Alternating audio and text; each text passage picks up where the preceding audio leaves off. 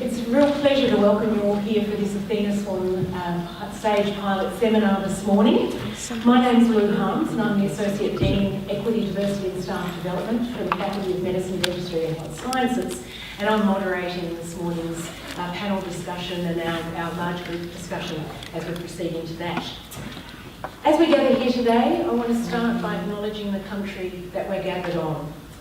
And I want to acknowledge the elders, families and descendants of the Wurundjeri people who have been and continue to be the custodians of this land on which we meet today. And we start today's seminar, I think, really by addressing importantly that this land on which we meet together today has been the place of age-old celebration, initiation and renewal. And that the local Aboriginal peoples have and continue to have that unique role in the life of this land. And renewal's a really important theme for us today, I think, as we gather. We have a renewed agenda for achieving gender equity. Today we're here to celebrate many women's achievements in this space to date, particularly in the area of science and research, but also to be reminded about the need to constantly keep gender equity on the agenda. So I welcome you all to this discussion and hope you'll be part of the morning's ideas. And I'd like to welcome, as we start, in particular our distinguished guests, Baroness Susan Greenfield, our new Dean, Professor Kapoor, and our three panellists, Dr. Claudia Marck, Professor Marilys, Guillemin, and Professor Leann Tilley. And I'll have a bit more to say about them as we move into the discussion. But this event this morning is hosted by the faculty as the annual event of the Equity, Diversity and Staff Development Committee. And so as we begin, I'd like to thank the members of that committee, in particular Liz Brednell and Lou Sophia, for organising this event today as a part of our calendar for the year. And it was very timely that we decided to focus on gender equity for this seminar. The opportunity of Baroness Susan Greenfield being here with us in Australia, and also the commencement of the university's involvement in the Athena SWAN Sage Pilot. And you'll hear more about that this morning, particularly from Marilys. While these debates about persisting inequalities in women's academic research careers have gone on for too long in so many respects, we are actually living in very optimistic times where real structural and cultural change may well be possible with these formal processes of the SAGE pilot that's in place that's going to demand university responses to the whole space of gender equity. And it's also on our university agenda very firmly with the new diversity and inclusion implementation plan just having been ratified in recent months. And so there are going to be really key target areas to be pursued. And this will give a whole new platform, I think, for the university to really achieve gender equity. So today we thought it was very timely to hold this panel discussion to bring together some key voices across our university and internationally into this space, and to really think about where we head as a faculty and as a university at large. And so we're really delighted that Susan has chosen to speak about her personal journey through science and research and her working life, to connect that with her personal life, because we know that personal is political. So we're going to hear from Susan first in a keynote address, and then move to our panellists who will each speak for 5 minutes about their experience around this topic of gender equity, science and research. And then following the panel discussion, we'll have time for you to ask questions, to make comment and engage in a fuller discussion there. And then we'll invite our new Dean, Professor Kapoor, to come and reflect on what he's heard this morning and what he perhaps encourages, exhorts us to do as we move out of this space. But first I'd like to introduce Baroness Susan Greenfield, and for many of us she needs no introduction in coming to the faculty over a number of years and being such a generous participant in our faculty life. But by background and current involvements, she's a British scientist, writer, broadcaster and member of the House of Lords. She specialises in the area of the physiology of the brain and researches the impact of 21st technologies on the mind, how the brain generates consciousness, and novel approaches to neurodegenerative diseases such as Alzheimer's and Parkinson's. She's been awarded some 31 honorary degrees from universities in Britain and internationally, and she's a senior research fellow at Lincoln College, Oxford. and co-founder of NeuroBio Limited, a biotech company, and that's developing novel approaches to neurodegenerative diseases.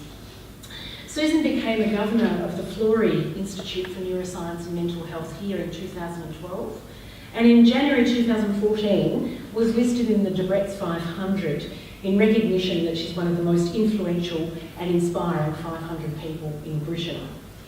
She's written a large number of non-specialist books on issues related to the mind and brain for the general reader, making that really accessible translation from science to the community, and is launching here throughout her visit her latest book, A Day in the Life of the Brain. She's a regular appearance on radio, television, and frequently gives talks to the private and public sector, and that really speaks to her generosity and constant knowledge translation in this critical area. So we're really delighted that you've given the time today to be part of our discussion, Susan, and I'd invite you to come to speak from the lectern. Okay, well, good morning, everyone, and thank you very much for that introduction. It's a huge pleasure to be back here in Melbourne. This is my third year in association with the university as a visiting professor, and every time I come back I truly feel increasingly I'm coming home, and it's wonderful to be here, especially at this time of year. You may have heard there's storms in London at the moment, and it's about 1 degree, so I feel particularly smug when I talk to my friends and family back at base.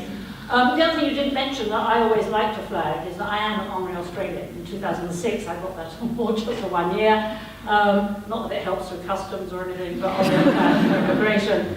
But it does testify to my affection for Australia, and especially coming here and working and seeing everyone. So, what's particularly appealing about the brief this morning is I'm given the chance to be very self-indulgent. But what I thought I'd do is use my personal journey to illustrate various issues that relate to women generally, but in particular in science careers, and actually diverge a little bit as we go along the journey to more general issues that I think are relevant to everyone in the 21st century. But we start off with, this is me in the middle, as you probably worked out, and my mum and dad. I was born in 1950, as you can probably sort of work out from the clothes that mum and dad are wearing. And I think the changes as a baby boomer that I've witnessed have been astonishing, and many of them positive, some of them still quite negative. Anyway, that's the way I looked in about 1951, and then this was in 2008. The reason I have this picture is it's a nice picture of, as you see how mum and dad have moved on a bit in terms of what they look like, and we have the addition of my brother Graham here on the left, who was 13 years younger than me. It was a great surprise. More of him anon.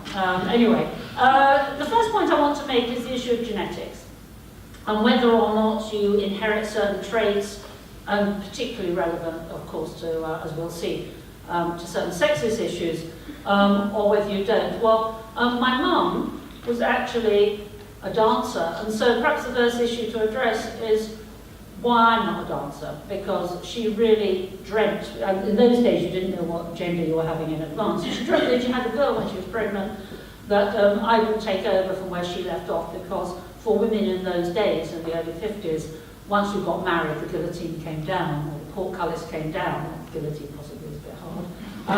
But nonetheless, it was a very simple choice, and in most organisations, married women were not allowed to work, and certainly touring on the stage, as my mum did all over the country as a dancer, would have been impossible at that time. So she gave up dancing in order to get married and have me, and therefore I think dreamt that I would then pick up the baton. And here she is in her prime, and I used to love, when I was a little girl, looking through these pictures, because she seemed to me like a sort of fairy princess, and the fact that she was my mum, I was so proud of that. And here she is again in the chorus line. So she was a born dancer. She ran away from school when she was 14, evacuated from the Blitz in the war. And indeed, and I like to flag how special she is, because she's now going strong at 89. And last year she actually wrote this book about herself, which I would urge you all to read. It's available on Amazon. And it actually, at the time, documents the tectonic plates between class and religion, because she actually married a Jewish guy, my father, and she wasn't Jewish. And it's all about the cultural issues and the class issues that arose from that. So I learned a lot from her, not least that you have to be yourself. And why this book is a celebration in a way is that it's all about being yourself and actually discovering your own identity when that identity could be quite confused. That is to say, when you're a working class girl as she was, you get a scholarship to a posh school, you then run away, you're then on the stage with all the prejudices that it had at that time. You then marry out into a completely alien and for many a very strange religion and a strange culture which people are very suspicious about.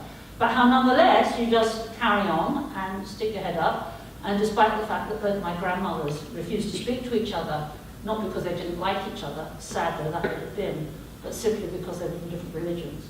And I grew up being told I was half Jewish, and I didn't know even what Jewish meant, and I didn't know what half of me was, you know. So it's a very interesting exercise in identity, and I think in retrospect that actually made me quite confident, because I didn't have an automatic tribe to which I belonged. So anyway, here I am attempting to be a dancer, you can see, manfully smiling in my tutu. But it says a lot for my mother, and I would urge any of you in a similar scenario that although she had these dreams, she was generous-spirited enough to realise that really you have to let the individual pursue their own path. And much to her concern, I kept reading all the time. She actually took me to the doctor because she thought I was reading too much. In fact, my nose in the book wasn't exercising. But nonetheless, she conceded that although I enjoyed dancing, I wasn't any Darcy Buss or anything like that. So I adopted a more academic route. Here I am in primary school. And I think this one shows me, yes, there I am there. Notice all the little girls had bows in their hair in those days. And all the little boys wore shorts. No one wore trousers, long trousers. And most of them, I think you'll see, are in ties. So one already had a rather sexist division in terms of clothes. It doesn't apply now.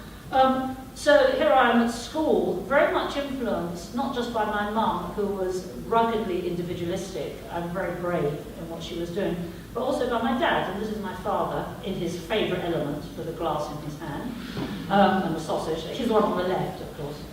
Yes, your left, Jim.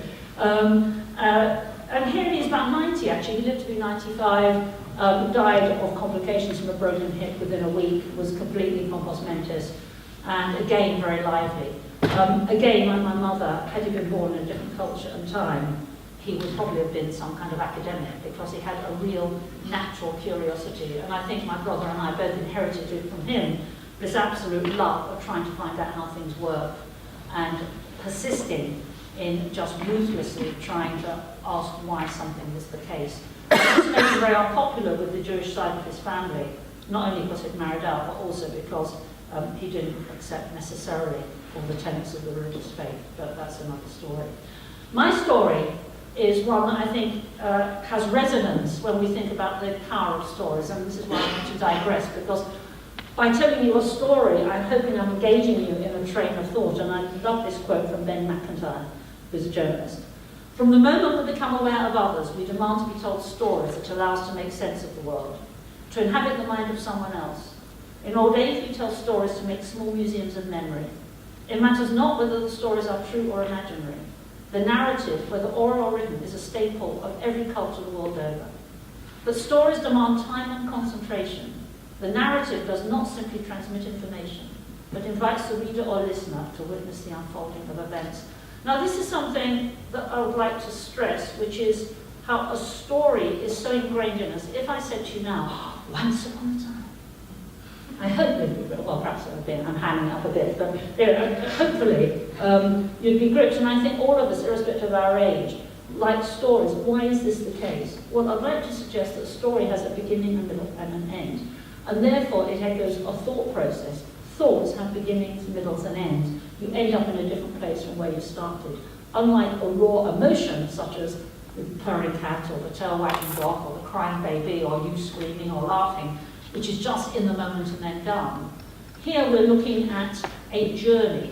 Now, the journey can be through a sentence, it can be reading a book, or it can be your life. And we talk about life stories, which are identities, where every moment, like now, in the present, this present moment for you is informed by your past and also coloured, presumably, by your aspirations for the future. So it's not as if you're in an isolated, fragmented moment of time. You're in a continuous linear sequence of which this is just part. So I think stories are very important, and we come back to the impact of stories that have on me. This is me about 7 years old. You can see by the teeth, which are like tombstones. I just had them. And when I was very small, I remember at my kindergarten even, the teacher reading the story of Baba Yaga. I don't know if you know the story of Baba Yaga. She was the wicked Russian witch. I don't know, I think this probably petrifies children, and nowadays children are more cosseted because they've been petrified. So here, this is Baba Yaga's house, where, as you can see, it's on chicken's feet and it's surrounded by burning skulls, right? And as if that wasn't bad enough, here she is. She had metal teeth and she ate the heads off children. Right? So this is what I was read stories to when I was really small, and I think my brother thinks this was the role model which was adopted. But the reason I'm showing you that is because I still remember it, and I remember the impact of just sitting in the classroom, which was a completely unstimulating 1950s classroom with nothing around it that would have been interactive or smart or bright or shiny. It was a dusty post-war wooden place. And yet, I remember being transported into this magical place with this witch with the metal teeth and the house with the skulls around it. And the reason I'm stressing this is because that engenders in a small child especially, who doesn't necessarily have reading skills of their own, a wonderful gift, which is the ability to have an inner world, an inner narrative, which in turn, I would argue, gives you an inner identity and a notion of a story. It also gives you a really long attention span. So stories have always been part of my life, first being read them and then making them up, because I was an only child till I was 13.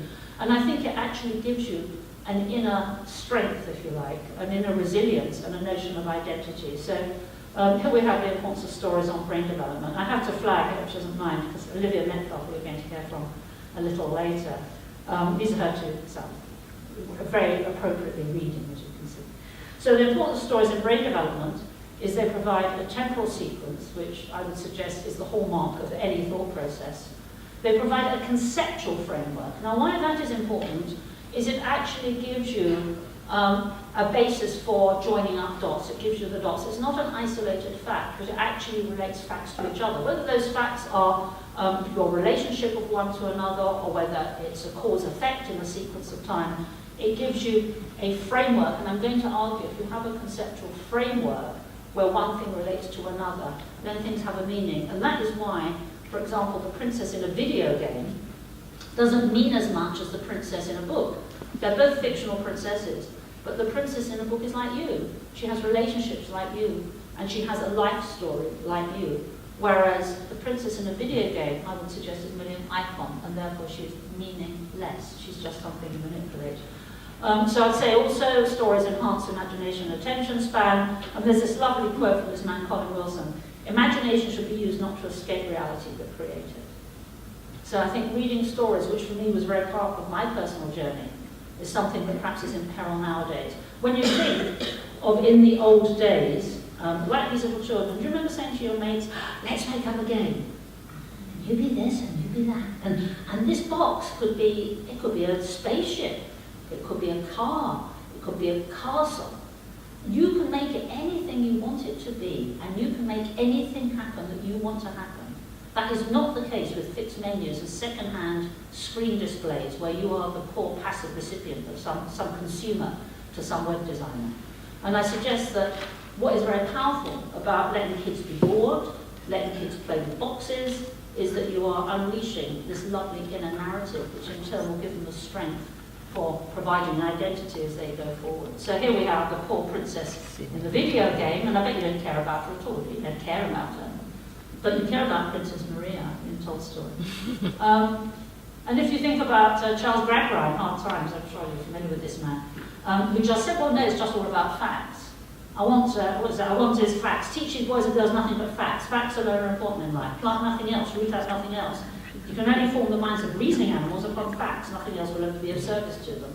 I would contest that strongly, because surely, as happened for me when I was growing up, and girls born, we had no money at all, my family, so I was just left to draw pictures and dream and go to the library and so on. I think that you are generating an inner world that becomes very important. Certainly for abstract concepts. I mean, if you ask someone, what is honour, and you Google on honour, this is British, of course, so you get the Queen up first, obviously, and then you get these other things. But if you showed this to a small child, would they understand what honour was? No, they wouldn't. And here's someone who agrees with me. All right, the sort of overwhelming rapidity of information is affecting cognition, it's affecting deeper thinking. I still believe sitting down and reading a book is the best way to learn something. Now, are we losing that? This is the man who said it, and he's the chairman of Google. Okay, so much for the digression then into the importance of stories and reading, and I can't remember not ever being able to read something. I always, as my mum would testify, I've had books like I'm sure many of you have, and it's become an integral part of one's identity and this notion of stories and life stories. So back then, to my life story, this is 1976, you might wonder why I'm dressed up like this. At Oxford, you have something called Subfus, which is a sort of uniform for formal university events, like when you're admitted to the university or when you take degrees, when you do your exams. And the red and blue I'm wearing is the field gown. Here's my dear friend Shaheen, who I've known since I was 3 years old, who's haunted my life, it seems. We went to kindergarten together, we went to ballet together, and the same college in Oxford, and indeed the same secondary school. She and I were close because she's of Iranian extraction, and in those days, that was quite an exotic rarity, as was being Jewish, so I think we kind of bonded as the non-Anglo-Saxons together. But here you are, we're wearing these strange hats that we wear there as well. And you can see in the background the people in their gear. So this is at a time when I've just finished my PhD. And it's therefore a reason to then think about women generally at that stage in their lives and what happens to them, especially if they've done science. Subsequently, I did a report for the Secretary of State for Trade and Industry about retention and recruitment of women in science. And these slides are from then. So this is going through career. I'm sure you're familiar with this kind of thing. This is men and women in the physical sciences. And I don't know what is the more depressing, that where you can see there's very little in the ratio between PhDs and professors, and the biomedical sciences where there's a very marked scissoring out. My suggestion here is that biomedical sciences are particularly popular with women because they are more related to what we could laughably call real life or the real world. Physical sciences are often on time and space scales that are very fast and small or very slow and very large. And therefore, they're more abstracted from the ambit of one's everyday relationships. Whereas, on the whole, we know that girls are more verbal when they are growing up. They therefore keen on communication rather than just kind of bashing each other up. And there's a lovely experiment where they have little girls and little boys of about 7 in a waiting room. And the little girls are half-heartedly picking up the toys saying, you know, what does your mummy do? What does your daddy do? What's your favourite colour? What are you going to be when you grow up? And meanwhile, the boys are just saying, you be red, you be blue, you go here, you go there. So I know it's a sweeping generalisation with all the caveats that has, but one could suggest that perhaps the biomedical sciences, and certainly my own area of neuroscience, is one that's appealing to young women as opposed to, say, physics, because it is of more relevance. And I hated science at school. I couldn't see, I was interested in why wars started and why people fell in love, and drawing amoebas and distilling water and all that kind of stuff that we had to do just left them cold. So there is this scissoring, but really what happens here, certainly in the UK, I'm sure it's similar here, is this is about now when you're going to have children. And so therefore, we certainly found when I did the report that this was one of the biggest problems in terms of the options that were available to you. Either you postponed having children to your biological optimum when you had tenure, or you didn't have kids at all, which I didn't. But that was no hardship, I should add. I can't pretend I'm making a great sacrifice, because my brother put me off babies quite early on in life. He said, whenever you talk about being in the press, you always say, I'll put you off babies. But that is the truth. I remember that in those days, toweling nappies is something called Milton disinfectant, and I remember the sleepless nights and so on. So that I could see the non-glamorous side of babies, but that's an aside. I mean, for many, it is a problem. Or you come back in a more junior capacity, or you're run ragged, or you're made bankrupt by the difficulties. And I know, I'm sure many of you have stories, and perhaps it's got better. But I think that it's no coincidence that at that researcher stage, there is a scissoring of the men and women. How they do. And the issues faced there for our childcare, I'm sure we're going to be talking about a lot of that this morning, and how you balance the two things. The second that I've experienced personally is sexism. And again, I think we should not flinch from this. It is the elephant in the room, and it does, in my view, still occur. You might remember this man, Marilys, who in 2005 made the headlines, not because he's a brilliant economist, but because he said this, that he sparked an uproar. And he said the innate differences between men and women might be one reason fewer women did science. Imagine how that went down. So you have to retract it, I think, in the end, or get around it. It all started in '97, and this is from the Swedish Medical Research Council. But Sweden's a country that, more than most, really does try and have equality, and this is what they showed. Where here, if you're looking at impact of papers, and then subjective feeling, here a woman that's done very well, who's scoring high on the impact of her papers, is just about the same as a low average man in terms of perception. And then, I don't know this one, there are sex differences. There's another recent paper that came out in PNAS showing a similar thing. Now, there are sex differences in the brain, but interestingly enough, they occur in adolescence, perhaps when the hormones strike or when already the environment has had an impact. This is a very interesting paper that I'd urge you to look up. And this is what it showed. They were looking at connections in the brains of men and women. And this is what they showed. So you can see here the two hemispheres, and the men's connections go mainly back to front, as it were, and the women's go side to side. Isn't that interesting? Which might explain a lot about, I know people don't like making big generalisations, but if there are generalisations, it might explain some of the issues there. We also always like to talk about women multitask better because of the hemispheric facility, but I think that's a little naive, and I think any differences we see might be more subtle. And certainly what's interesting is if you look at earlier on, less than 13 adolescents, you see that is not apparent, those connections not apparent. So I just wonder how much is environmentally induced and how much would be due to the sudden surging in all the relevant hormones. Nevertheless, to say again, I would like to suggest that culturally or genetically there are differences. A man will take on a job to be someone, whereas more typically a woman would just get things done. And Coral Clinton here, I'd still like to show her as a supportive woman. This is my favourite slide of all. I hope it doesn't offend people. I don't think I'm being too trivial, but I think there is some relevance in it here, which is that women on the whole will play themselves down, whereas men on the whole will promote themselves. On the whole, you know, and certainly supervising as I do both men and women, I do find that women have less confidence than men. They will go apologising for the things that they cannot do rather than promoting the things that they can. So the other issues I faced, so one was childcare, which for me personally wasn't such a problem. Like this for many, because I had a special form of lectureship called a New Blood lectureship, where you had reduced teaching, and you had to be under 35 at the time, and only 6% of the beneficiaries of that were women. And it turned out that there was an implicit sexism in that, because one of the women who got it was barred because she was 1 year too old. And then it turned out it was because she'd had time off to have a child. So she took her case to court and actually won the case, and that actually started people thinking that you can't set age limits, especially in one's 30s, to do that.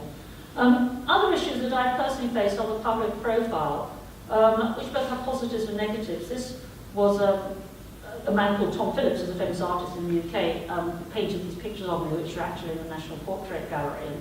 And, especially my mum thought this was great. I didn't go and look, of course, because nothing more naff than to look at yourself in the gallery.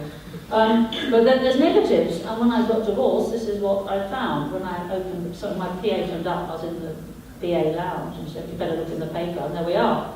And I found that my husband had decided to talk to the journalist all about the fact that I'd left him. So you feel sort of stripped and naked, and I just wonder if I'd been a man, would they have made such fuss? Here we are, the first female boss. And how often in the press is one described as a female scientist, whereas you don't have female journalist or female writer, or female lawyer even, but you do have female scientists still. It shows the public perception of science does have a very strong sexist angle to it. But then there's great positives, and I'm very proud of the next two photos. This is Duke of Kent, who's the Queen's cousin. And when I was director of the Royal Institution, and he was the patron, as you can see, Mum and Dad having a lovely time here. And then when it was actually refurbished and opened, I'm very proud of this. This is my mum, who was born a year later than the Queen. They're pretty much the same. And it looks like the Queen is curtsying to Mum. I'm very proud of that. Mum's wearing clothes as always, about 20 years too young for her. But notice, it's just an amazing shot because the colours. No, it's not as if we sent the Queen a memo to wear aquamarine. It was just the lady in waiting. This woman here is the lady in waiting, and myself and the Queen all just chose those colours and it blended with the walls and so on. Mum stands. So I just love this picture. I'm so proud of it. I need to say Mum's very proud of it because she said she remembers, looking through Buckingham Palace railings as a little girl you know, and the dad was a painter and decorator.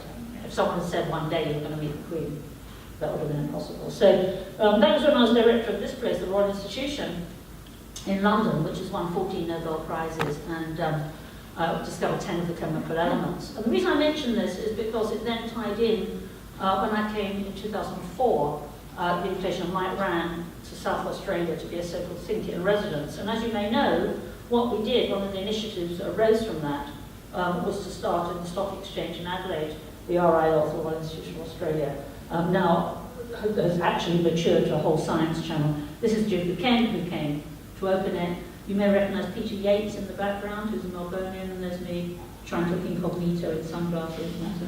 But nonetheless, it showed again the ties with Australia, which I'm very grateful for. So then one gets older and one thinks about midlife crisis and the glass ceiling and so on. And perhaps we can discuss that later, because I personally haven't been aware of a glass ceiling because I've just been myself and just banged on and ignored any strictures, not that I've been aware of them. And for me, it's more than a career. It's not as if it's just a job where you have certain stages. It's something that is part of me. And my love of neuroscience and the questions that it poses and the stimulation it gives is an aspect of my life as much as playing squash or going shopping or seeing my mates. It's just part of what one does. In my case, I don't do cooking or gardening, so therefore I'm very happy to spend the weekend reading about the brain or writing about it, which most people would regard as work, but for me that's not. For me, gardening and cooking would be work, horrible work. So, it just varies. So for me, it's more than a career, and it has many aspects. For example, you've heard I've written books, so these are general books about the brain, which I've written over the years. And actually, it's allowed me to explore greater societal issues also, which again I'm mentioning now because I think that they're relevant. One day I'm going to show this picture. The guy's going to be a professor on the front row. So let's think about that. We talked about the impact of the environment and the power of stories, and nowadays one sees this kind of thing. Look at this especially. I hope no one here's bought one of these for their toddler.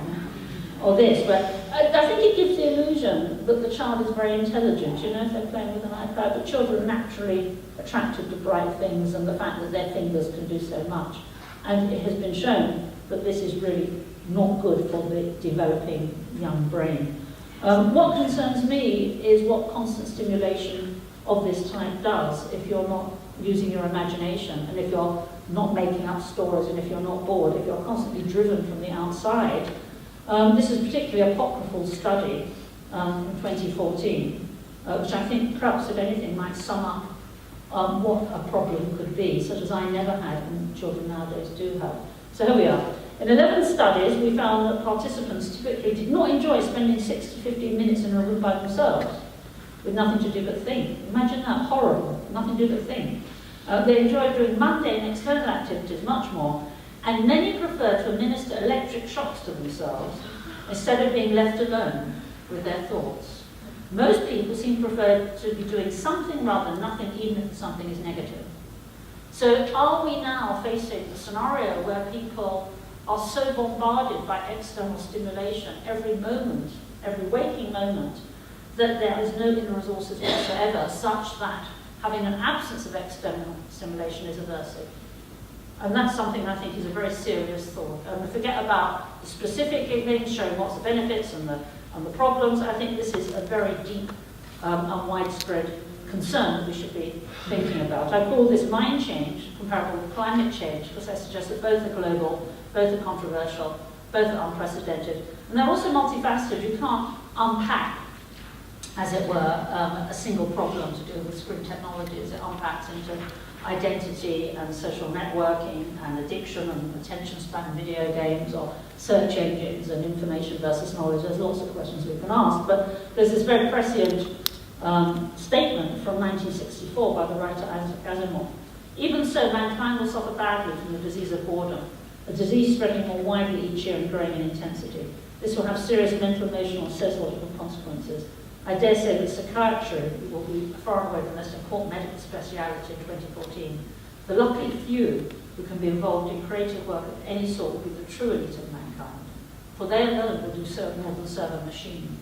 And I think that last statement is very prophetic. And obviously we don't want elites, but we do want people therefore to be creative. And I think the issue of identity only last night on the telly I heard that now people are concerned with identity rather than ideology as the central driving issue, and perhaps something that's fueling the political movements that we're seeing.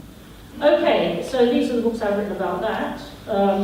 Tomorrow's People. This is a novel, as dystopic set in the future, and that's the most recent one in 2014, which is about that. Next we come on to expanding it, and the reason I'm mentioning these is to show how much neuroscience and how multifaceted it is.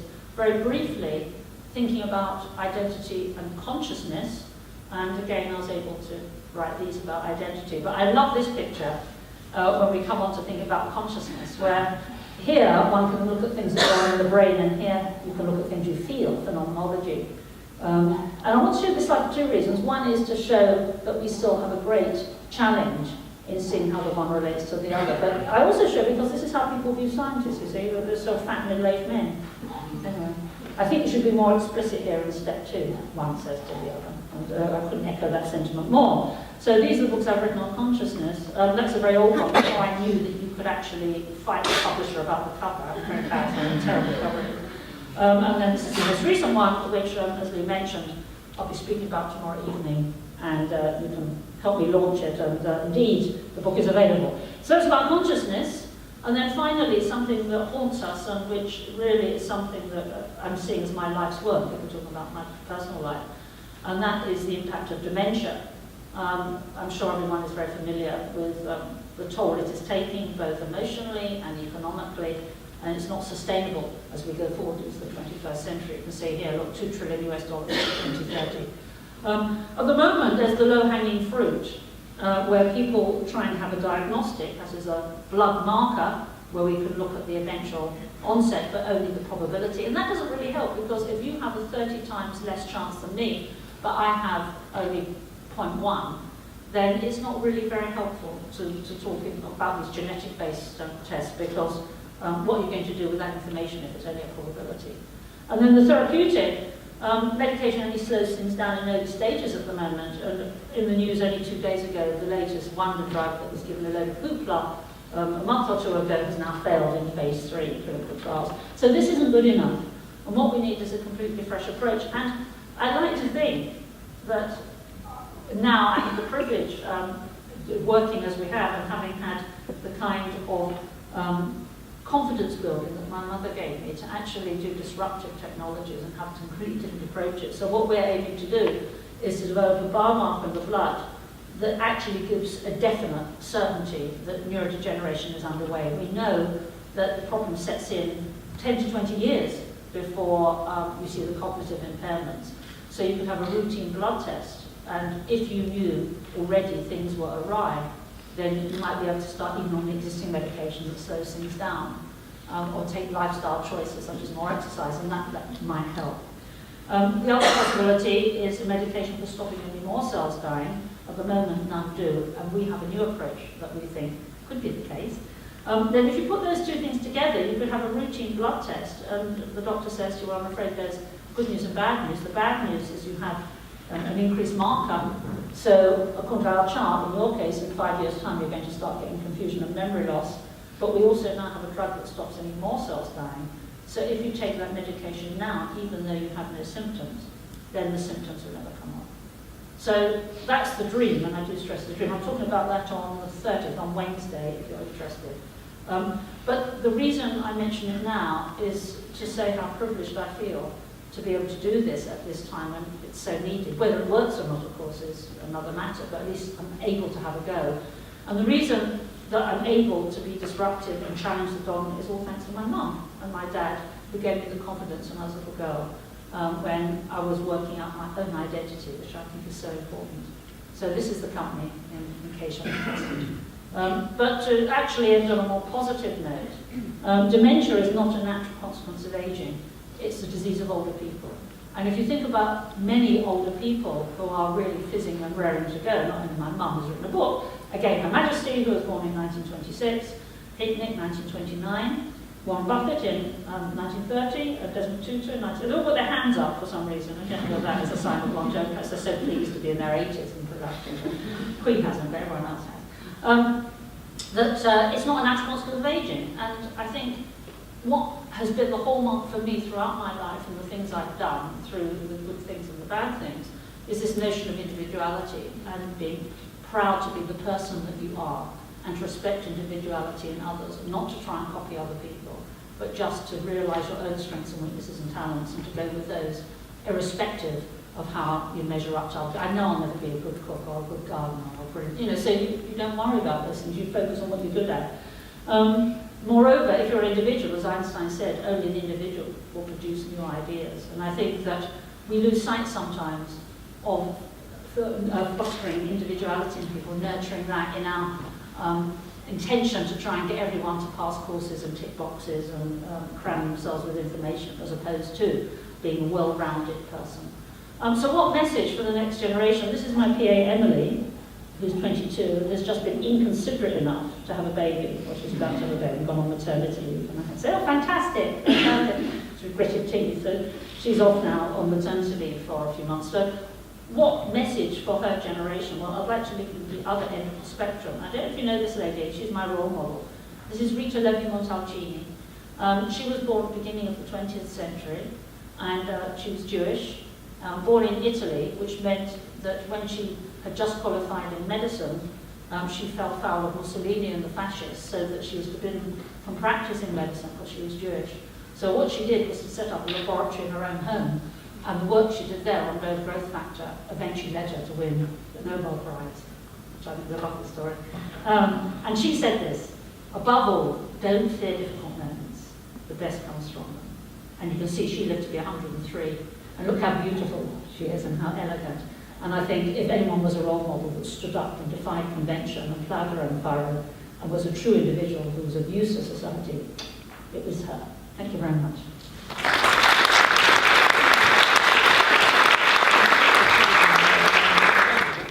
Susan, thank you for such an evocative, inspiring, whiz-bang tour of the hallmarks of your life. And I'm sure we're all digesting the many ideas that have been conveyed in that short space of time. And we'll come back to those, I know, in our discussion afterwards. So we're going to move now to our panel discussion to hear some glimpses of other lives here at the university and some of the thoughts independent of Susan's talk, or perhaps connecting with those. So I'll call our panellists forward, and many of these people will be familiar to you, I know. But first speaking is going to be Professor Marilys Guillemin, who's currently the Associate Dean Teaching and Learning for the Faculty of Medicine, Dentistry and Health Sciences. But today she's speaking in her capacity as the university's lead for the Athena SWAN Sage Award. Next we have Professor Leann Tilley, who's ARC Georgina Sweet Australian Laureate Fellow. She's Professor of Biochemistry and Molecular Biology in the School of Biomedical Sciences. And she's Associate Director for the Structural and Cell Biology theme in the University of Melbourne's Bio21 Molecular Science and Biotechnology Institute. She's also a Redmond Barry Distinguished Professor of this university, and many other things. And Dr. Claudia Marck, who's joining us also today, who's an early career researcher, and she's based in the Neuroepidemiology Unit at the Centre for Epidemiology and Biostats in the Melbourne School of Global and Population Health, and speaking from the perspective of an early career researcher coming into this space. So thank you to our three panellists. I think what we'll do is just roll through, coming to the lectern, sitting back, and then we'll open for discussion from the group. Excuse me while I manage the map. While Lou's doing that, thank you, and thank you, Susan, for your excellent presentation. There'll be lots of discussion that follows. So I want to, while Lou's bringing that up, so what we'll be talking about today is the Athena SWAN Sage work done at the University of Melbourne. Now, I appreciate some of you know about this, so I'll kind of skip through some of the background fairly quickly, but perhaps finish off to where we're up to now with this initiative. So I'm very pleased to be the project lead for this is a university-wide initiative, so it isn't just a faculty or STEM initiative, so I can't stress that point. And one of the, I think probably the most frequent questions I get asked is, Athena SWAN, what is that name? And it's not a person. Let me just kind of correct you. It's a name that we've inherited from our British colleagues. So it evolves from a work of the Athena project, which dates back to the early 2000s, and the Scientific Women's Academic Network. So the SWAN bit stands for Scientific Women's Academic Network, just to thoroughly confuse the issue. So both those projects were working to really address the underrepresentation of women in STEM disciplines. And I should add here that we've added the final M is medicine. So people often think of STEM as ending at the mathematics, but we've actually added medicine here. Well, so this began in the UK in 2005. So 10 years later, we're very pleased for Australia to actually launch our own program. Now, this is the first time that another country from the UK has actually developed their own Athena SWAN program. So I'm delighted that it was actually unanimous kind of support that, yes, of course, we should do it. And we adopted this. So the University of Melbourne is one of 32 pilot organisations. It's a bit tricky, we've got 32, how much of that is a pilot, but that's another issue. That's now grown to 40 organisations, so we've got 40 organisations across Australia taking part in this. So in the UK, this work is supported by the Equality Challenge Unit, and that unit started in 2001. And as I said, the Athena SWAN UK started in 2005. So although it was set up to address underrepresentation of women in STEM, it was expanded to arts, humanities, social sciences, business and law in 2015, which I think is a really interesting thing. So in Australia, we're really limiting it to STEM. It is kind of seen as a pilot, but it's interesting to think about where we might take it in the future. I'm sure we will talk about this during this discussion, but Athena SWAN in the UK is linked to funding. So Dame Sally Davies in 2011 kind of declared that to get a National Institute of Health Research funding, you had to be at least a silver award, and I'll tell you about what that means in just a moment. So we decided not to link to funding in Australia in the first instance. We may perhaps at a later stage. But the ARC and NHMRC were very much part of our discussions right from the beginning. So in the Equality Challenge Unit, there's a Gender Equality Charter as well as a Race Equality Charter that was launched earlier this year. And again, it'll be interesting to see how we develop this in Australia in the future. So in terms of the impact of Athena SWAN in the UK, and there's been a number of evaluations, but the one perhaps to note is this independent evaluation by Loughborough University, where they found that in departments that had Athena SWAN awards, there's certainly much better career satisfaction, training and development opportunities. Staff knew about promotion processes, workload allocation was perceived to be fairer, but they found that it was limited impact reported for postgraduate and undergraduate students, which is an important lesson for us. But I think highlighted in blue there is, I think, a really important message. This isn't just about women. This benefits everybody. So I think this is it's a message that we want to kind of make sure that we reinforce. This isn't just a women's thing, it's an everybody thing. So I think we need to sort of remember that.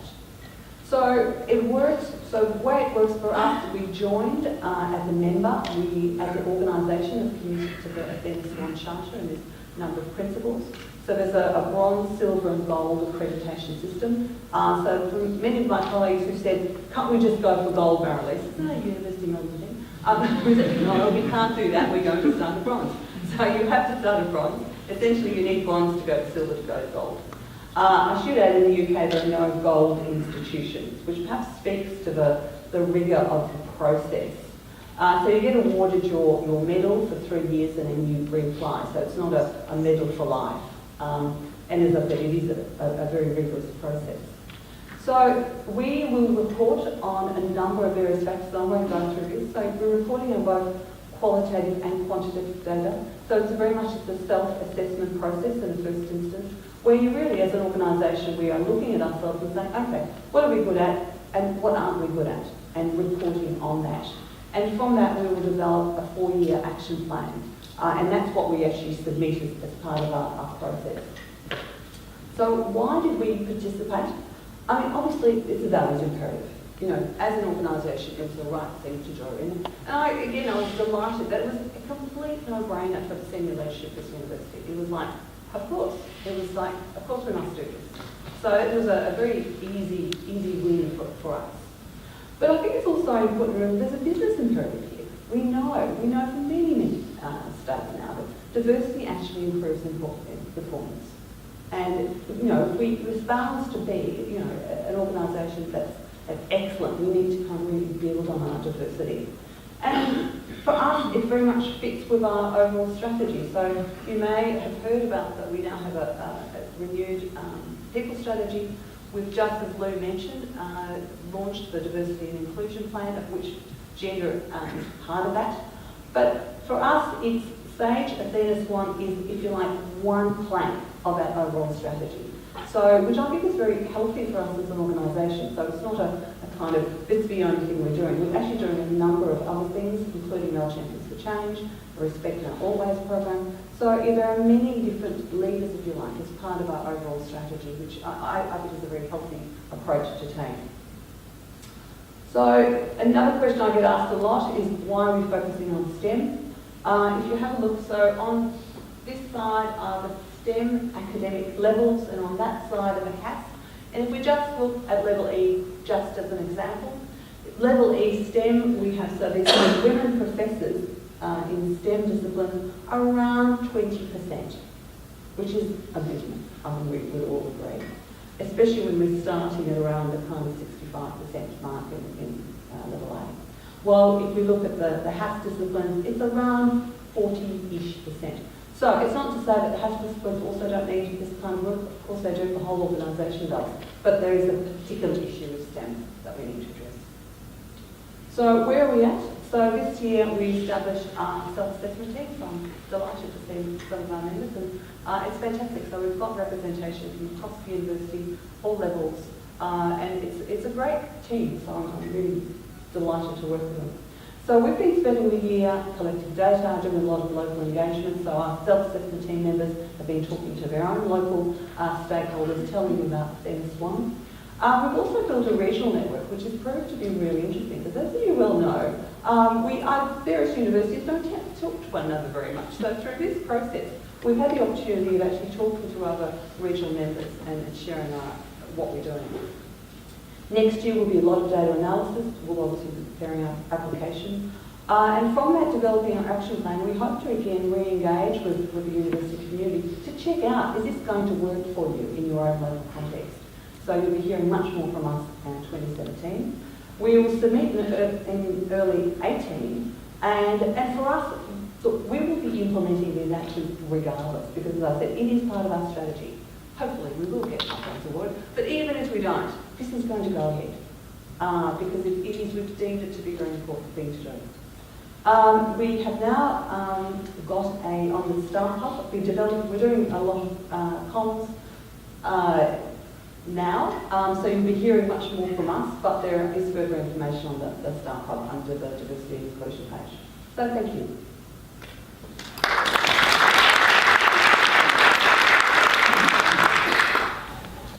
Okay, hi everyone. And yes, what a great idea. And thank you so much, Susan. I just really enjoyed your presentation. And this is really good fun. Everybody here, we can, yes, really, I hope, get down to some meaty issues. But what I'd do is just start off by telling you a little bit about me. Lou's already rolled through it, but I just go through it again and put it up there, because when I look at this, I'm pretty shocked, right? Brendan Barry, Distinguished Professor of Biochemistry and Molecular Biology, Australian Research Council, Georgina Suite, Australian Laureate Fellow, Associate Director, 521 Institute, President-elect of the Australian Society for Biochemistry and Molecular Biology. How the hell did I get here, right? I have to say, it is a bit of a surprise, even to me, when I look at all of those accolades and think, I'm not too sure that the person inside feels a lot like that, but get to that point now where you are asked to reflect on how the hell you got there. What did you do right? Reality is, I started off as fairly unpromising material. There's no question about it. Here's some pictures of me as a postdoc. You'll see a couple of things. For starters, my hair wasn't always blonde. Francis apparently says it's very strange. First it went grey and then it went blonde. But yes, here I was in Paris. I think I thought I was Gidget. really trained as a dancer, though it's interesting what Susan was saying. When I was a child, I wanted to be a chemist in the daytime and a ballet dancer at night. But seeing as though my mother never actually gave me any ballet dancing lessons, then I just had to stick with the chemist. Anyway, so yes, there I am in the Netherlands, there I am in Italy, having a lovely time. This was in the US, my first sabbatical. Basically just enjoying myself. I don't think I really had much of a plan. Somehow or other, I got from there to, this is me now, serious senior scientist. Get to work with lots of fabulous students. It's always so exciting when students graduate and you see them going off and doing really good things. We won a Eureka Award this year, recognition of the work that we've been doing. Some mathematical colleagues. Here I am with the Chancellor and the Provost actually giving talks to PhD graduations. It seems extremely unlikely that I would be the person doing that, and here I am at the award ceremony for the ARC Laureate Fellowship at Ann Orford and receiving our medals from Aidan. So how the hell did I do that? As I said, I'm not entirely sure. We've seen this graphic before. At some point, yes, when a lot of women were deciding to go off to other careers, I just stuck there.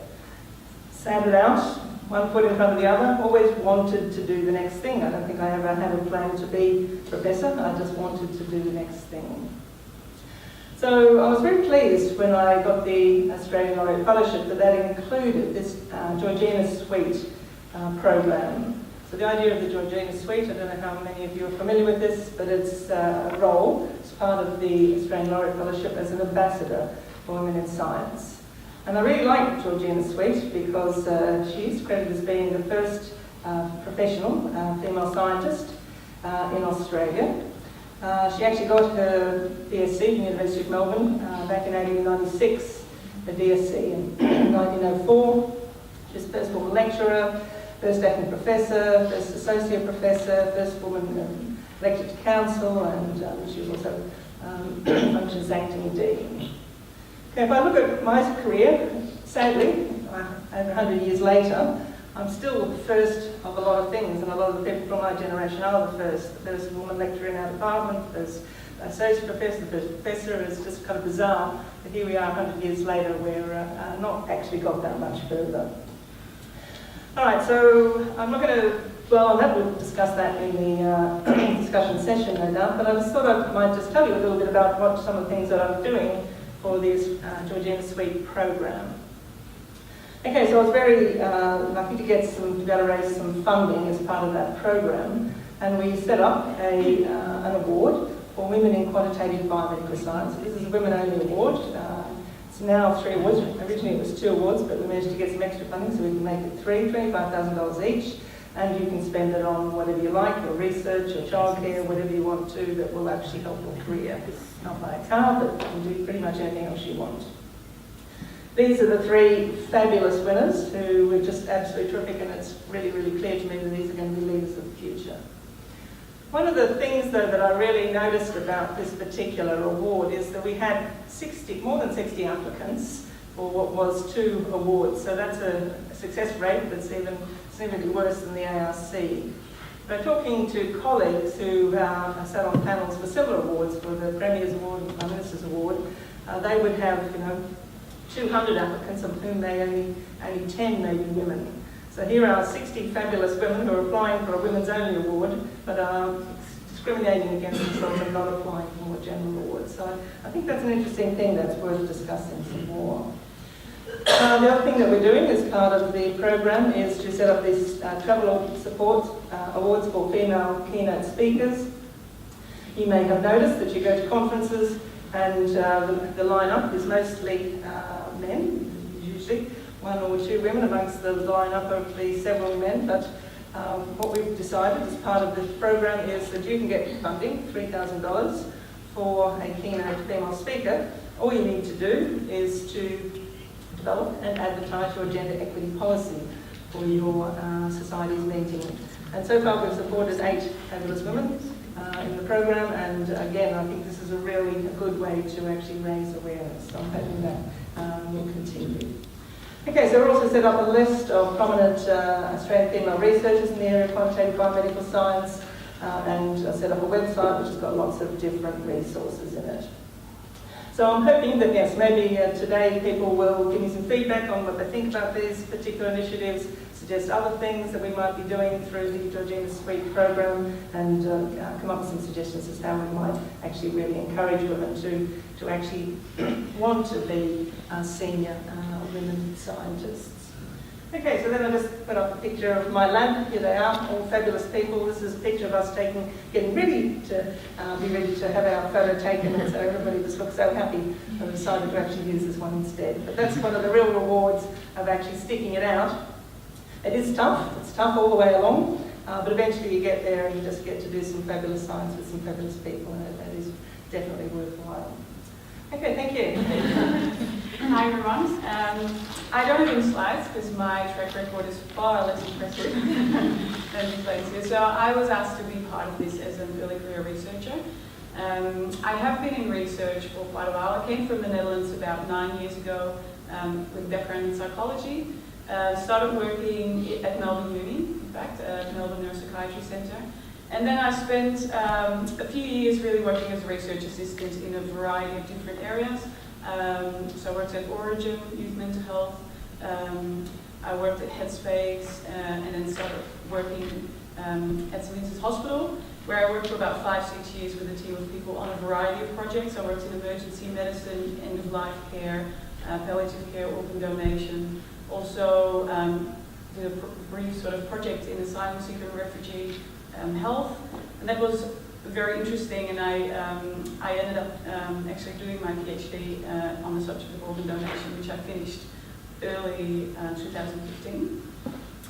And briefly after that, I kind of fell into the area of multiple sclerosis and secondary and tertiary prevention of MS, looking at lifestyle factors really.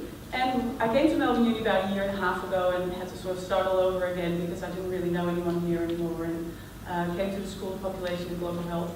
One of the things that really helped me to feel at home in the school, in the faculty, and at the university was having a really, really supportive boss who really helped me to go into different things, professional development. So he really encouraged me to take any opportunity for professional development that I could get. So I became part of the Early Career Research Network, where I'm now the head of the events committee.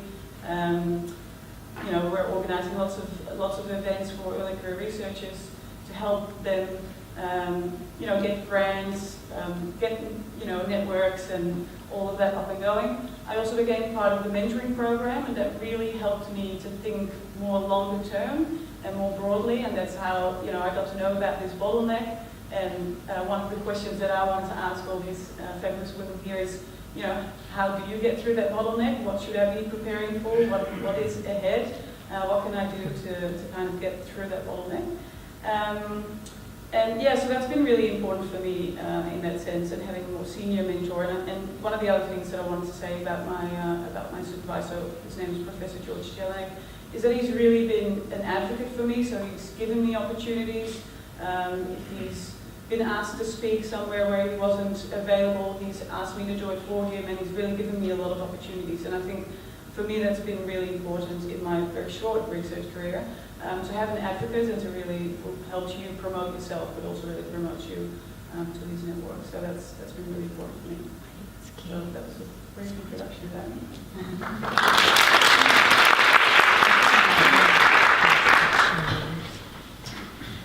Thank you so much to our panellists, and I think from the 4 discussions that we've had this morning, there's a sense of the narrative of each person that they're carrying about their work and the ways in which those careers have been scaffolded, the place those careers have in your life, and some of the elephants in the room as well that are part of a career, particularly in the academic science journey. So now's a chance to ask questions. Claudia's already put a question to the panel, so we may start with that one, or you may be sitting in the audience with a question at the ready. So Lou, the other Lou has a microphone and is coming around, and I will pass this to the panel.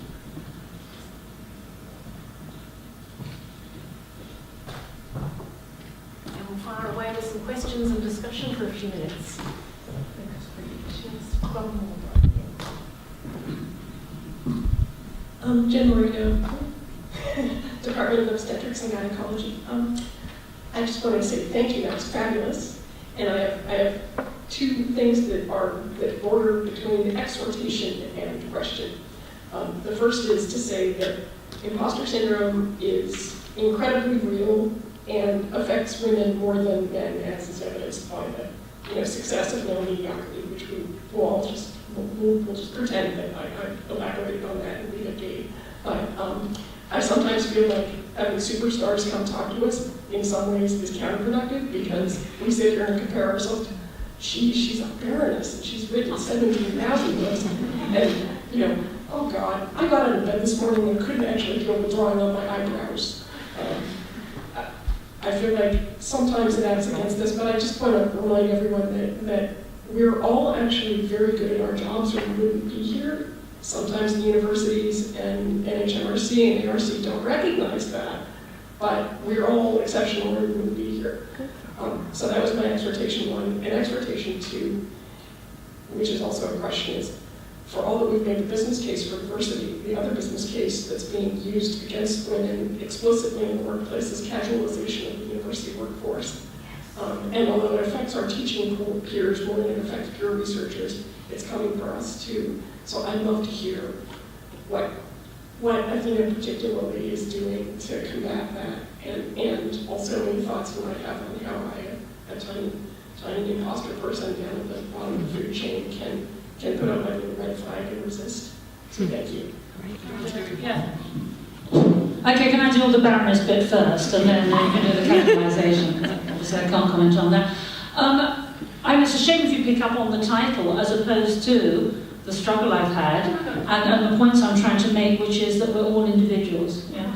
And that I think one of the problems nowadays, and this might be part of the imposter issue, is that we compare ourselves too much with others and we try to be too much like other people. And my mum used to say, if you're yourself, you're magnificent. If you try and be like someone else, you're always second rate. And it does require courage and confidence to do that. And we talked about mentors, or someone mentioned mentoring, and there's a lovely definition of a mentor, which is someone who believes in you more than you believe in yourself, which I think is a lovely quote. So I'll just say that the Baroness bit is neither here nor there, and especially in Australia, that's not an issue anyway, I don't think. But what is an issue is the fact that one's carved out one's own path and can do that, and I'd like to think that rather than put people off, that would actually motivate people to feel that they can do anything. But you have to find your own individual route that you want to be. Yeah, I just briefly wanted to say that I very much identify with that imposter syndrome, and one of the things that has really helped me in that is being part of peer mentoring, and seeing that everyone kind of goes through that and how you tackle those issues. And also having an advocate or a senior mentor who actually can tell you how they went through their career, and exactly that. Yeah, promotes you more than you would promote yourself. I think that's very valuable. Yeah, perhaps I could. I think it is rather difficult for us to see ourselves as leaders. But what is easy, or has always been easy for me, is to see myself as a good scientist, and to actually care about science and to care about the team. And so therefore you're not going in to bat for yourself, which is much harder to do, but what you are doing is going in to bat for your team and your science. And so long as you feel comfortable about that, then you probably just do the things anyway that need doing. So I'll rather than add to the imposter discussion, which I could at length, but I won't. I guess to respond in terms of, and I guess this isn't just to do not just to do with casualisation, but in fact a number of factors around our workforce. I think one of the real benefits of being part of the Athena SWAN initiative is that we are having to systematically collect data around a number of issues, and we have to report on that, and it's actually a public report.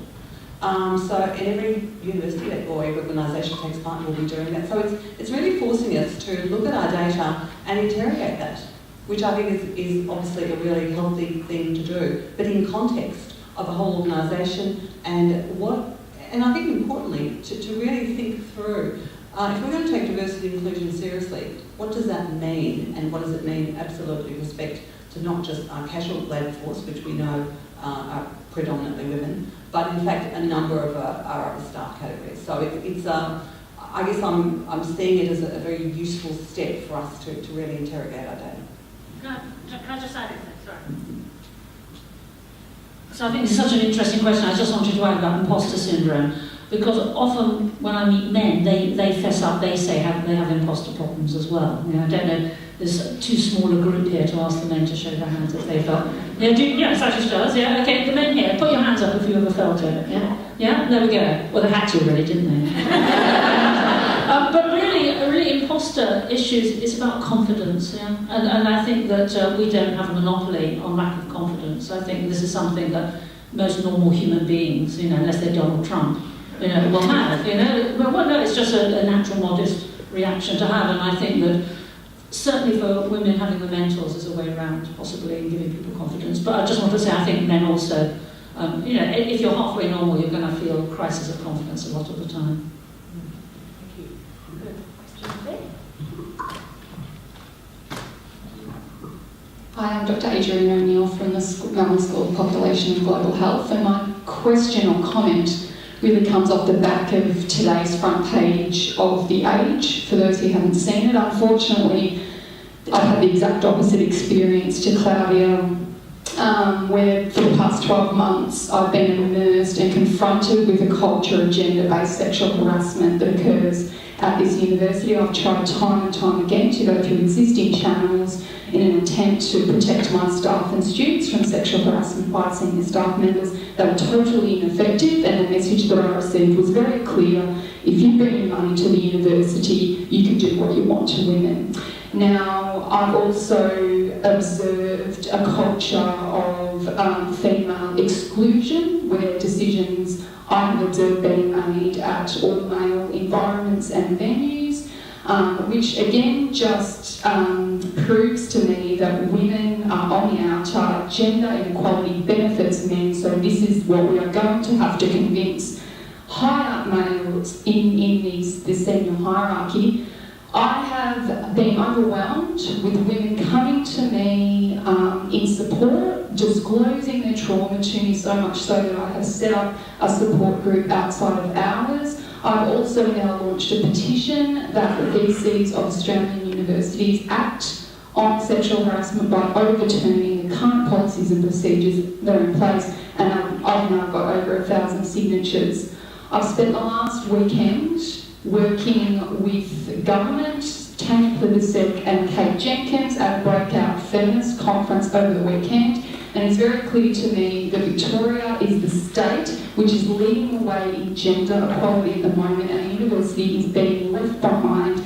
There are organisations out there which are inflating their super to women so that we can actually catch men when we retire. There is paid parental leave for any parent which wants to take that, male or female.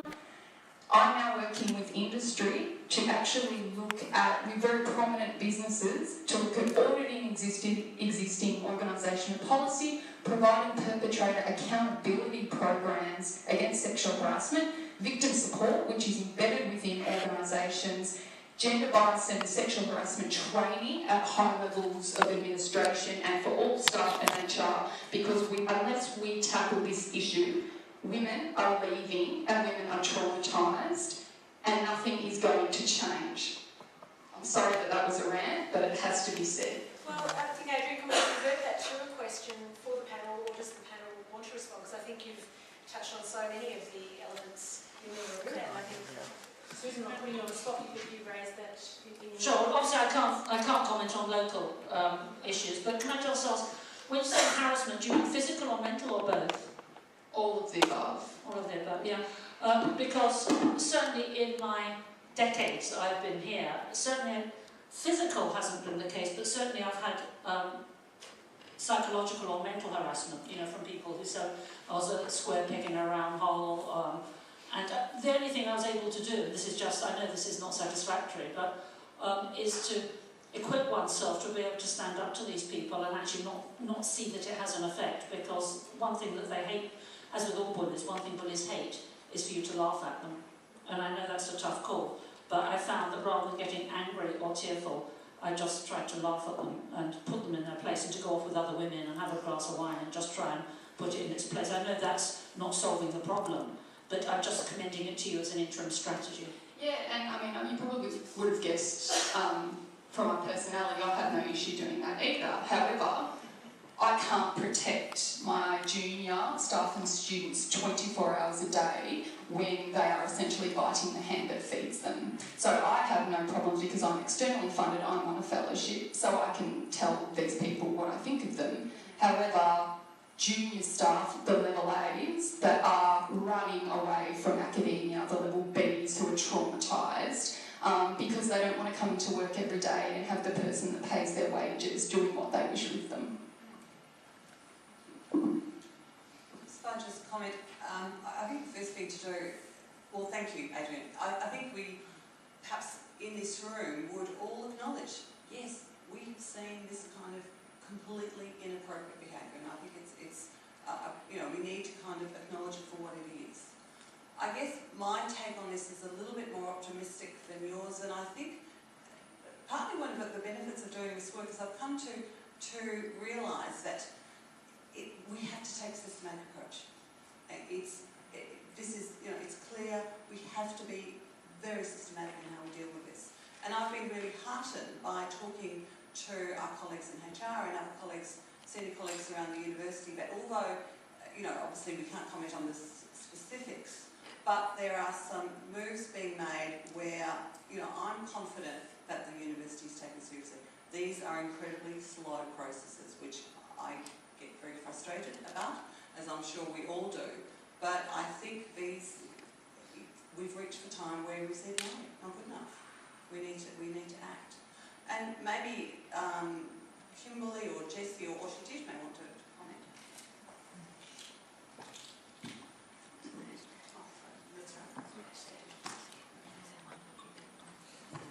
I'll pass this across to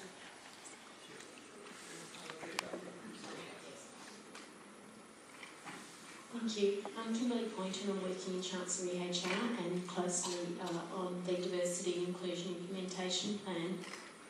A key focus of our plan is to drive through with a robust complaints procedure, and we will underpin this with the communications to our whole university, just encouraging people to come forward if they have concerns. The university takes these matters very seriously. Now, obviously, we can't comment on individual cases or matters that are being handled, but they are being addressed, and the focus that we have placed on gender equity and women, the representation of women as being one of the key 5 planks to the strategy, and the resources that we're putting into driving change, I think, is evidence of the university's approach, and the fact that we are participating in Athena SWAN. It is a matter that the university takes seriously, and these matters are not dealt with lightly. I say we are ensuring that our complaints procedure is robust. That means that when matters are addressed, it takes quite a lot of time in order to look into them very carefully to consider the matters that are raised. Also, a big change for organisations today is that we don't rely on individual complaints and people coming forward and individuals being prepared to self-disclose and be put in front of those that they complain about. We are taking an organisation-led approach, as many organisations have started to do, and I think that demonstrates the seriousness of our concerns, in that we don't expect victims to have to relive the accounts that they are concerned about.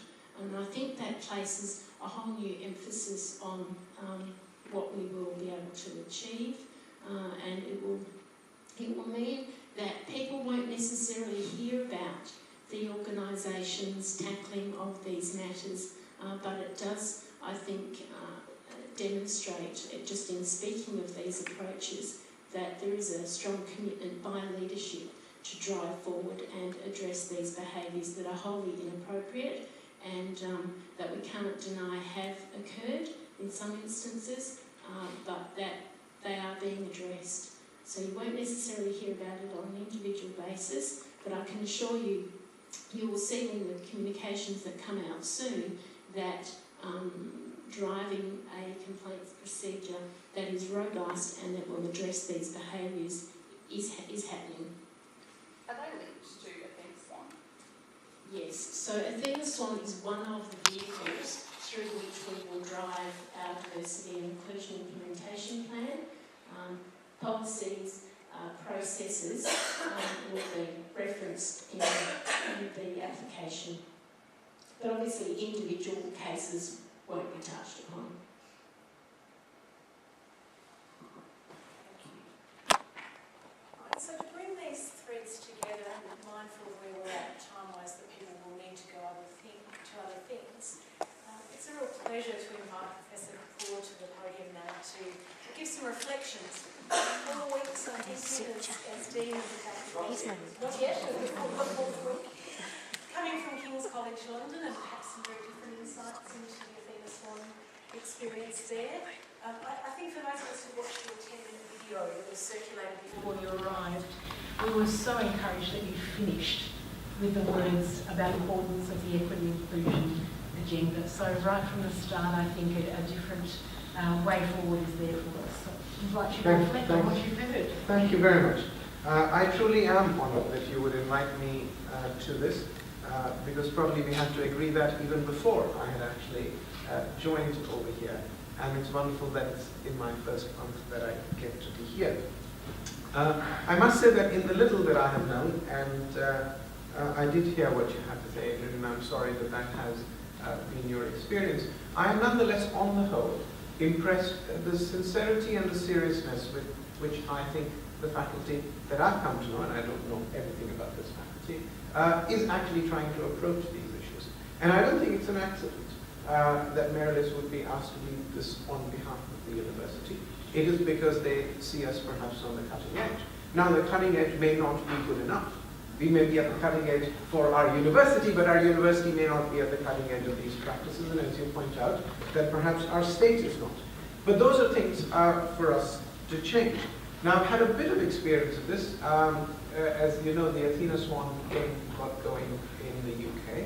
I was at King's College, and ours was the first faculty. By the way, you can get these Athena SWANs for your university, you can get them for your faculty, you can get them for your department, and as you can see, it is easier to get them for a smaller unit.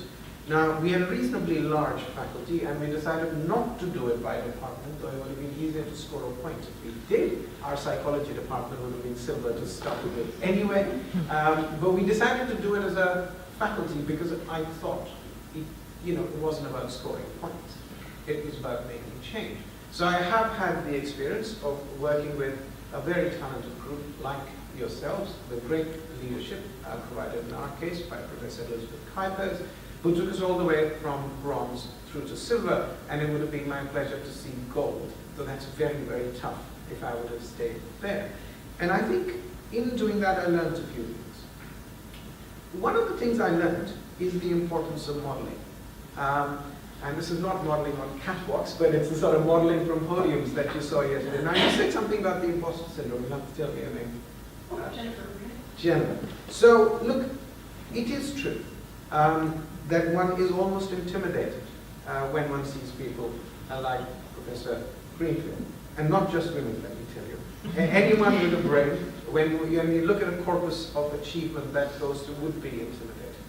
But I think we'd be missing the point if we did not realize that that very same intimidation also energizes you and inspires you. And there's a beautiful study done, and these things are implicit. So I think the conscious thing is when you're comparing those books and I'm doing the book, I don't have a company, you're probably intimidated. But you're missing the point of the implicit sort of energizing and inspiring effect it has.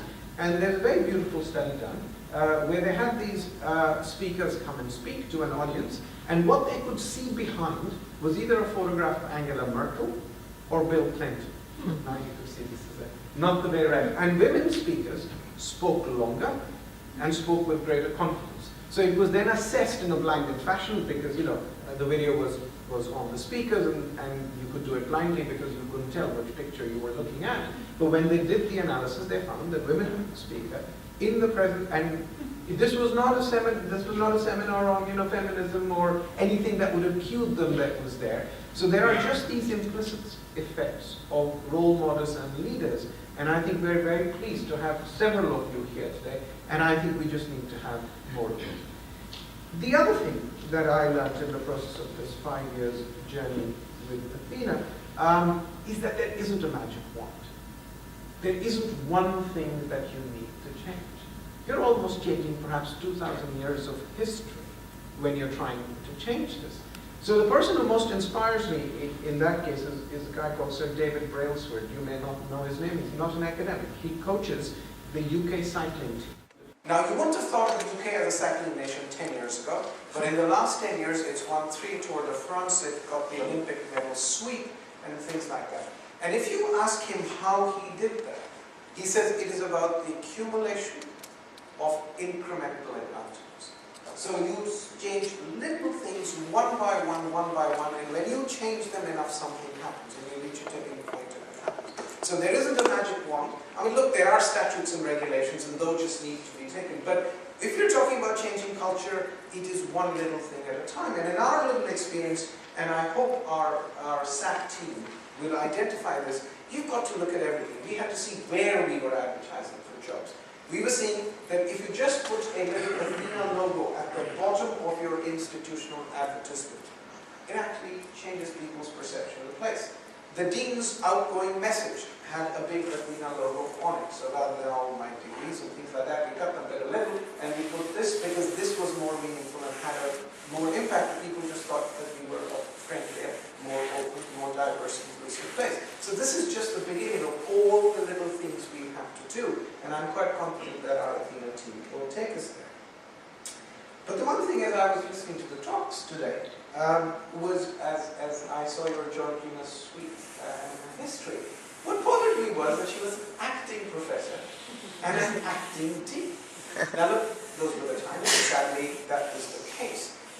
But I think there's a broader message there. And the message that we need to give you is that as we go ahead, women shouldn't have to act like men, to put one way to get recognition in the workplace. So in other words, we would have to develop new models of recognizing success which are commensurate and more appropriate, rather than saying that we somehow now get 50% of our women to be the way currently men are. And I think that is another sort of cultural change that will have to go. And I think that was very well captured by Susan when you said, you've got to be yourself. And I think if there is a message in all of this, there have to be institutional changes. But finally, you know, with yourself. You've got to be yourself because that's the real inspiring and driving force in this. What we need to do is to make sure that the institutional arrangements are not inimical to them and that they in some sense appreciate that. So in that sense, I like that your Georgina Suite Fellowship was giving 25,000. Now, in the old days, we would have said, here is your 25,000 and here is your research account and spend it on test tubes. But I think what you said, and if I got that rightly, is that you're providing the appropriate flexibility that if this is about extra childcare here, or if it's about childcare when you go to a conference, because often that's the issue, that you can't attend conferences because you do not have the childcare support when you're there, or if it's an extra airfare when you go to the conference.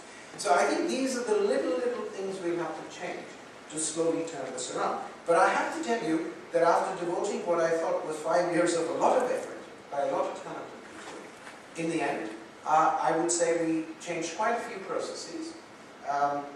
We probably emboldened women to feel more a part of the place.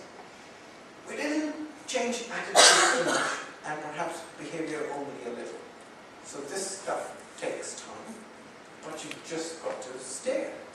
So I think that's what I would say. And the last point I will make is I get a little bit worried about these medals and markers, because sometimes that can become the end.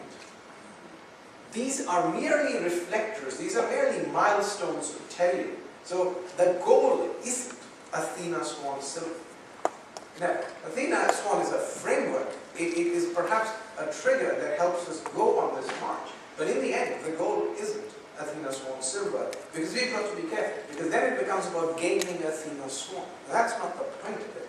The point is to create a more diverse and inclusive space where everyone feels comfortable. And therefore, the last point for me, and frankly, you're no different from London, I think that this is far too often seen as a women's issue. Now, of course, you know, Jeff and I are here, and we want to believe out of the goodness of our heart and our interest in the issue, but we also have administrative positions, so I think that's not the point. But I think in the end, if it's a cultural change, it is about including everyone. And insofar as that there are a lot of men in our organization, and not many here, I think we have a challenge that we need to work on. But, all in all, it's been an uplifting morning. I think we're addressing something that's clearly important, not only to you, but to our organization and its future. And I think we couldn't have had a more inspiring speaker to begin with, and some wonderful role models here that we can see closely and talk to. So thank you to all of you, though an official thanks follows.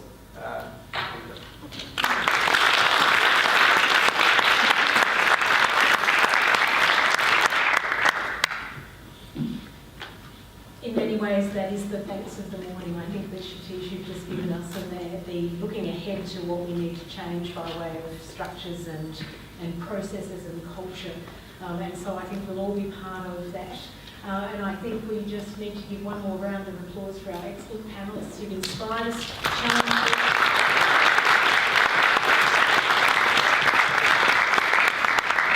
So please come and have a few minutes conversation if you can, but otherwise we know you need to get to other commitments, and thank you for being part of this morning.